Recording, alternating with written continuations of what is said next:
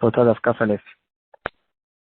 Dans notre Sugya, on a vu une marquette entre Rabbi Meir et Rabbi Yaakov, à savoir est-ce que le Kohen, il peut utiliser un parchemin de Sefer Torah, le découper pour effacer les eaux amères, pour l'effacer dans les eaux amères de la Sota.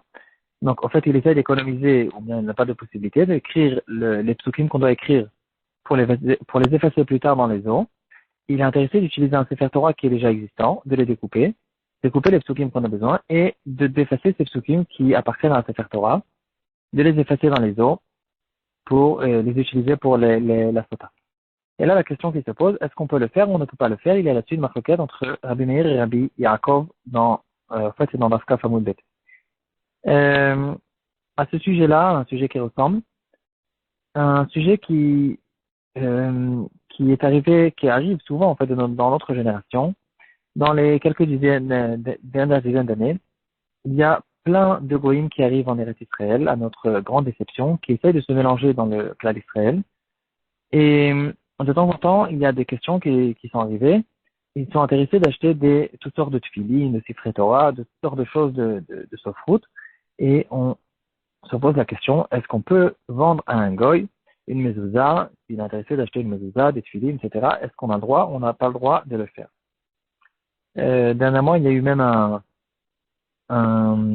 cas à Bnei Brak, quand quelqu'un il est arrivé dans un magasin de mezuzot et il a dit qu'il était proche d'un des Gdolei Hador. Et effectivement, il s'est avéré que son père c'était le cousin de ce Gdolei Hador, mais sa mère c'était carrément une goya. Donc lui, c'est lui qui est un goy, et on se pose la question, est-ce qu'on peut lui vendre toutes sortes de tashmiché gdusha ou bien non? Cette question a été relevée déjà dans le Rama. Il ramène en fait une chouva du Maharil. Le Rama se trouve dans Yoredea Siman Resh Tzadik Aleph, et il dit qu'on n'a pas le droit de vendre des tashmiché gdusha à un goy, à moins qu'on a peur que si on ne lui vend pas, il peut être dangereux. Mais si c'est pas une question de danger, on ne vend pas des tashmiché gdusha à un goy. Le psak du Rama, il est basé sur la chouva du Maharil. Très souvent, le Rama, il ramène des psakim du Maharil. En fait, le Maharil, c'est celui qui a ramené les Minagim Ashkenaz il y a 650 ans. Et c'est le père de Minagim Ashkenaz. Si je me trompe pas, il y a même pas hier ou avant-hier, on a ramené un Rama au nom du Maharil. Le Maharil ramène une histoire d'un un maire d'une ville, c'est plus qu'un maire, c'est comme une sorte de roi, qui a demandé aux Juifs qui se trouvaient chez lui dans sa ville, dans son pays, dans sa région, il leur a demandé une mezouza pour qu'il la fixe à l'entrée de son château. Et ils ont envoyé la question au Maharil, est-ce qu'on a le droit de vendre une mezouza à un goy? Le Maharil ne permet pas, et il dit il y a une Gemara dans Masechet Gittin qui dit que la Gemara dit que des sifrei Torah, toutes sortes de sifrei Kodesh qui se trouvent chez des Koïm, on doit les racheter. Il y a une mitzvah spéciale de les racheter. Et donc, afin qu'ils ne deviennent pas méprisés. Et donc, si on doit les racheter, car la première qu'on n'a pas le droit de les leur vendre, et si c'est comme ça, dira le Maharil, on ne vend pas des mezouza à un goy. Même si ce goy-là, il nous a dit clairement qu'il va la garder, il va garder la kedusha de cette mezouza. Rien que le fait de le vendre à un goy, c'est déjà un mépris de sa kedusha, donc on ne peut pas le faire. Il y a une autre raison qui était relevée dans les poskim. Le mari lui-même la ramène. Même un talit, on ne vend pas à un goy de peur que on se trompe que cette personne-là est un juif et que puis plus tard peut-être quelqu'un va se tromper, va se marier avec sa fille ou quelque chose comme ça. Donc ici on a vu déjà deux raisons pour lesquelles on ne se permet pas de vendre des sifrei Torah et des mezuzot à des goyim. Première raison, c'est parce que c'est un mépris. Et deuxième raison, c'est parce que on a peur que les gens se trompent et le prennent pour un juif.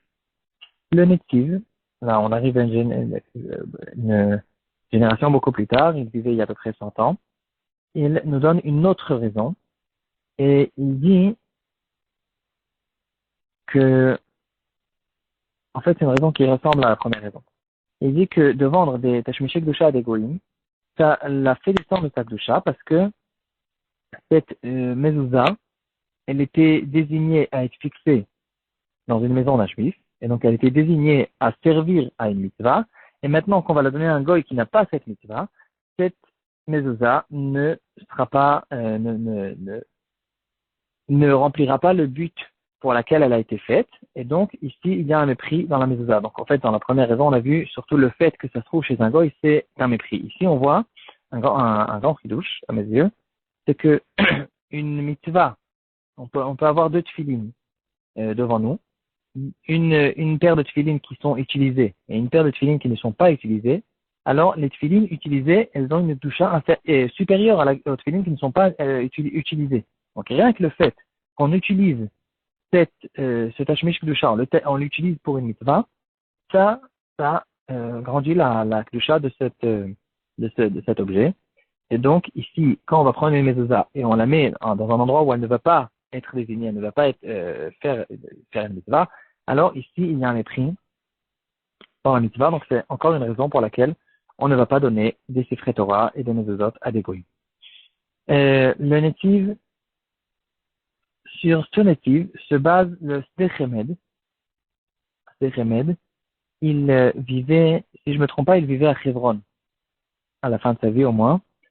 Le Sdechemed, il ramène une question que lui a envoyé un sofer.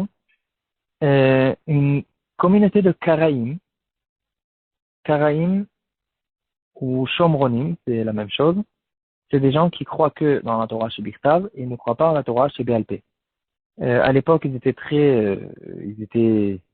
on les entendait bien, surtout du temps des Chachamim. Ils ont commencé en fait dans la période du deuxième Beth Amikdash et ils ont continué. Ils vivaient parallèle à nous au courant de toutes les générations. Quand les Juifs ils réussissaient, ils essayaient de nous coller. Et quand ils étaient exilés, ils essayaient de dire qu'ils n'ont pas de rapport avec les Juifs. Mais quoi qu'il en soit, ils existaient depuis toujours. Il y avait des périodes où ils étaient très très dominatifs, ils étaient très forts, on les entendait bien. Aujourd'hui, si je me trompe pas, il reste quelque chose comme 300 familles. Ils se trouvent surtout entre Houlon et Shrem. Donc même les Arabes qui habitent à Shrem, ils ne les regardent pas comme des Juifs. En tout cas, ils ont un calendrier à part, ils ne croient pas au Chachamim, tout est bizarre et différent. Et en tout cas, ces Karaïm-là, ils n'avaient pas un sofer, et ils étaient intéressés d'utiliser un sofer juif normal, habituel, Shomer Torah ou Mitzvot, de lui demander qu'il lui écrit un Sefer Torah. La question, elle est un peu bizarre à mes yeux parce que leur Sefer Torah, il est écrit autrement, avec des autres lettres. Il y a, nous, ce qu'on appelle, le Sefer Torah qu'on a, c'est le Ktav Ashuri. C'est le Ktav qu'on utilise à partir du deuxième Beth Amikdash. Avant cette période-là, il y a le marloquette. Si on utilisait même dans les Sifrei Torah, ou en tout cas dans les pièces et dans les shtarot, etc., on utilisait une autre écriture qui s'appelait le Ktav Ivri. Le Ktav Ivri, c'est le Ktav le plus ancien du Lashon HaKodesh, et si je ne me trompe pas, ils utilisent jusqu'aujourd'hui le Ktav Ivri, même dans les Sifrei Torah, donc l'histoire, il faut la comprendre. En tout cas, telle qu'on la ramène ici, le Sdechemed, il se pose la question, est-ce qu'on peut écrire un Sefer Torah pour des Karaïm ou pas? Les Karaïm, on les retrouve dans les poskim à plusieurs reprises, comme par exemple, le Mishtabura lui-même, il le ramène, il dit on ne peut pas les associer au Minyan, ou toutes sortes de choses comme ça. Le Sdechemed, il dit que c'est vrai qu'on n'a pas peur qu'ils vont mépriser le Sefer Torah, parce qu'ils le gardent avec un honneur, et donc, peut-être qu'on n'aura pas d'interdiction de le vendre, mais d'après la raison du Netziv, que de faire une situation dans laquelle un Sefer Torah qui était désigné pour utiliser Beminyan avec une Ktusha et pour la mitzvah de Kriyat Torah, on va maintenant lui faire perdre ce privilège, parce que maintenant, ce Sefer Torah, il va être lu dans une choule de Karaïm, qui ne sont pas mitzaref les minyan, comme on vient de voir tout de suite. Et donc, s'ils n'ont pas de minyan, ils n'ont pas non plus de Kriyat Torah. Et en fait, on est en train de prendre un Sefer Torah qui est désigné pour une mitzvah et le déposer pour quelque chose qui n'est pas une mitzvah. Donc, d'après la raison génétique, on devrait interdire de le vendre à des Karaïm. Le Sdechemed, il ramène quand même une solution pour contourner ce problème. Il dit que si on écrit depuis le début un Sefer Torah qui a été fait, désigné que pour les Karaïm, et donc ce Sefer Torah il n'a jamais été désigné pour une mitzvah, il a été désigné pour ne pas être utilisé entre guillemets, ou bien pour être utilisé chez les Karaïm, c'est exactement la même chose.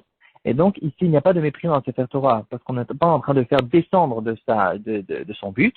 Et donc ici, si c'est comme ça, on peut dire à ce sofer de commencer à écrire un Sefer Torah depuis le début, pas un Sefer Torah qui a déjà été écrit et qui était censé aller dans une choule normale. Un Sefer Torah qui a été écrit que pour les Karaïm depuis le début, puisque, premièrement, on n'a pas peur qu'ils vont le mépriser. Deuxièmement, on n'est pas en train de lui descendre de son but, parce que depuis le début, il a été pour ce but-là, pour les Karaïm. Et donc, dira le Zechemed, on peut permettre cette chose-là. Une autre solution qui a été ramenée dans le Chida, dans le Birkei Yosef, il dit on peut leur donner un Sefer Torah tout simplement qui a été pasoul. Ce Sefer Torah, il est désigné à aller à la Gnisa, et de le mettre dans l'Aaron HaKodesh des Karaïm, c'est pas moins, c'est pas pire que la Gnisa, et donc on a le droit de le leur donner. En ce qui concerne les Mamonot, en fait on est en train de les tromper, on est en train de leur vendre avec de l'argent un Sefer Torah qui est pasoul. On peut leur dire clairement que ce Sefer Torah pour nous il est pasoul, mais eux qui n'ont pas les Kabbalot de Chachamim, ça ne va pas les déranger, et ils seront d'accord quand même d'acheter ce Sefer Torah malgré qu'il est pasoul. En revenant à notre sugia, après qu'on a vu le Zechemed et le Netiv, donc on revient à l'avis de Rabbi Meir qui pense que le Kohen peut utiliser un Sefer Torah pour la parashat Sota. Et là, la question qui se pose, c'est vrai qu'on est en train de faire une mitzvah avec ce Sefer Torah, mais pourtant, ici, on ne comprend pas pourquoi on se permet de le faire. Pourtant, le Sefer Torah, il a été désigné pour l'utiliser tous les Shabbatot, pour lire la Torah, et maintenant, on est en train de lui faire descendre de son but, de faire une mitzvah maintenant, une seule fois, et comment en fait notre Gemara peut s'arranger avec le Netiv qui pense que un Tashmish Kedusha qui n'a pas été, qui va arrêter d'être utilisé, c'est considéré comme le faire descendre de sa Kedusha. Le Torah Taknot, il répond une réponse très belle et très simple. Il dit que de toute façon, le fait d'effacer les psukim, c'est quelque chose qui est strictement interdit. Et quand même, la Torah elle nous le permet pour faire un shalom bayit entre l'homme et sa femme. La Torah et Hachem, il nous permet d'effacer même des psukim et même son nom afin de pouvoir permettre à cette femme à se continuer à vivre avec son mari. Donc ici, il y a une grande interdiction qui a été permise. Et si cette interdiction a été permise par la Torah, pourvu qu'on puisse faire la parashat Sota, alors bien sûr qu'on peut permettre aussi cette interdiction de faire descendre la Kedusha du Sefer Torah et de le faire descendre à une Kedusha inférieure pour faire une mitzvah maintenant une seule fois et d'arrêter d'utiliser maintenant ce Sefer Torah.